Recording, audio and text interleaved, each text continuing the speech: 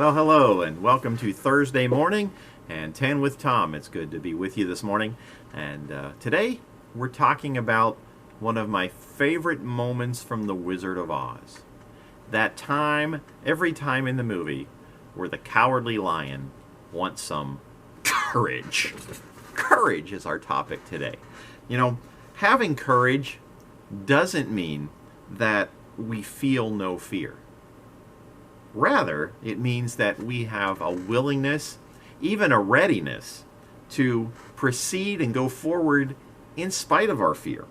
It means that we're working through whatever it is that we're dealing with, knowing that even when we're at our worst, God is always at His best.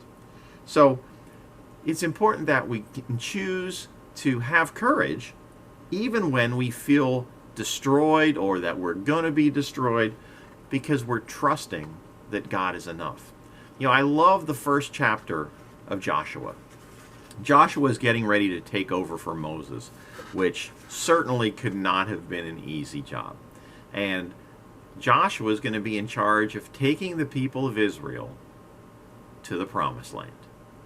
And when you look back at their history and all the grief they caused Moses, you know that's not an easy job. And he's going to be faced with battles, both with outside influences and even with his own people. But in chapter 1, God is constantly reminding Joshua to be strong and courageous. Joshua 1:9, God reminds him, "Haven't I commanded you? Be strong and courageous. Do not be afraid or discouraged, for the Lord your God is with you wherever you go."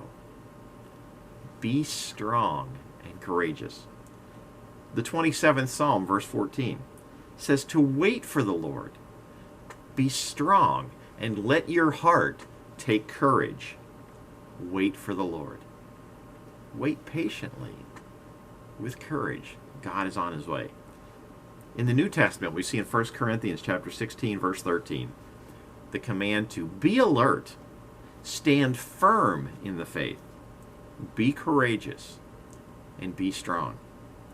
And in 2 Timothy 1:7, Paul writes, "For God has not given us a spirit of fear, but one of power, of love, and of a sound mind," or a sound judgment. You know, being afraid is something that can happen to all of us. When we face the unknown, when we face new circumstances, new experiences. You know, for me, skiing was like that. You know, when I was in high school, a lot of my friends joined the ski club when I was a senior. And I liked to hang out with my friends, but I didn't know how to ski. But they're like, "Oh, come on, it'll be fun." And okay, this will be fun. And so when you get there, the first time you go, the fee that we paid included a lesson. And I'm thinking, good, I'm going to get a lesson, I'm going to learn how to ski, this is going to be okay. But not according to my friends. My friend said, "We're not doing the lesson. You're not going to go do the lesson. You're going to go with us and we're going to teach you how to ski." So instead of getting to ride the little pull rope thing, which is fairly easy, all right, and you just kind of glide up a little short hill, and then you can ski down this nice gentle slope until you get it all figured out. And he said, "No, that's not going to teach you anything. We're taking you to the top." So my first experience, I've got to get on a ski lift, which isn't the easiest thing to do when you've never done it before. But I've got to go to the top, and that's the only way to get there. So I'm with my friends, and we load up, and they help me get on the ski lift, and the ski lift takes me away. And as we're going up the hill, we're looking around, and it's absolutely gorgeous. It was a beautiful night.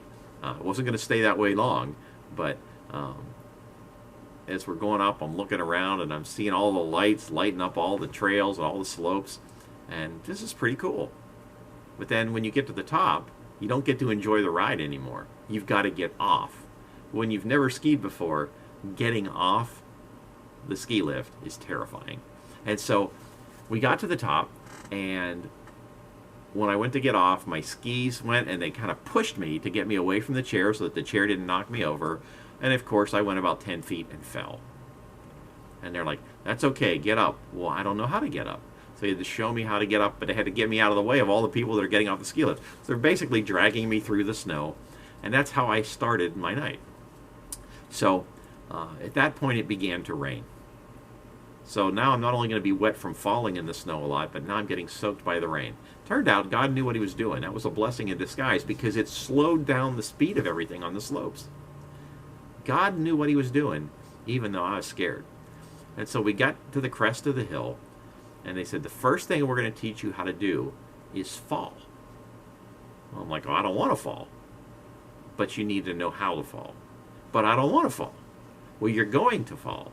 But I don't want to fall. And they started to go, and they stopped. And when they stopped, they said, you ski to us. And then stop. Well, I'm like, well, I don't know how to stop. And they're like, of course you don't know how to stop. That's why you need to know how to fall. So they showed me from a distance how to fall, and I started going down the hill, and I'm like, oh, this is way too fast. And I tried what they taught me, and it worked. Well, that was kind of cool. So as I began to get a little more courage, then they began to show me how to slow down and how to stop and how to ski under control. And my first night that I went skiing, it took me the entire 3 hours that we were at the slopes to get from the top of the hill to the bottom. You know what, for my friends, as I think back on it, that must have been an awful night for them. Because there they are, standing out in the pouring rain, trying to help me make it down the hill one time. They didn't get to go off and go skiing the whole night. But they were patient with me, and they taught me how to do it. And by the time we got to the bottom, I was starting to get it a little bit. Well, our ski club went skiing every Wednesday night. The next week we went back, and they said, all right, tonight we ski. And so we got to on the lift, and when we got off the lift, I made it off the lift. I didn't die. I was a little wobbly, but it was okay. And then we started to ski, and I practiced what they were teaching me. I'm doing okay, and every once in a while I would start going too fast, and as soon as I started to feel out of control, I wasn't terrified anymore. I just fell. I knew how to fall safely, and all was good. And by the time the second night was over, we had made several trips down the mountain, and I was starting to pick it up, and I was loving it, and I was hooked. Skiing was fun. So from the very beginning, where I'm standing at the top, terrified of how am I ever going to get to the bottom without killing myself, to now being able to ski and have a good time and enjoy the mountain, God brought me through that. And God was even paving the way as I was going through that. And so every time you do something new, if we approach it with some courage, even though we're afraid of it, being courage doesn't mean we don't have any fear. It means we're willing to go through it. And so when we take that step forward to go through it, we begin to learn what we can do and how much we can do and how much God's going to allow us to do. Right? I don't know what it is that you're facing today, but you're facing something where you probably need to exhibit some courage. You need to take a step out in faith that I can do this, even if I've never done it before. All right? And if you take that step, God's going to honor that and do something big. All right? One step at a time. But you can make it up the mountain or down the mountain, whichever the case might be.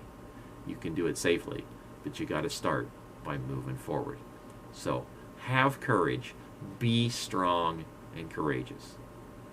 God will not abandon you. All right, so that's our word for today, and I'll be anxious to hear if you've got any stories of having courage in difficult times. I do want to mention this is Thursday morning, and today is the cutoff. If you would like to join us for the watch party for the big football game Friday night between Nice and Ponte Vedra. We know that most of you aren't going to be able to go to the game due to social distancing rules, but if you'd like to join us and watch the game on the big screen, game time is 7 o'clock Friday night, but we need to know that you're coming by 4 o'clock this afternoon. That'll make sure that we've got enough food in the concession stand so that you guys can come out and enjoy a great time with us.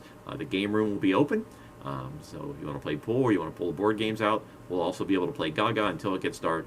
So let's just come out Friday night and have a wonderful time. So I hope to see you guys tomorrow night.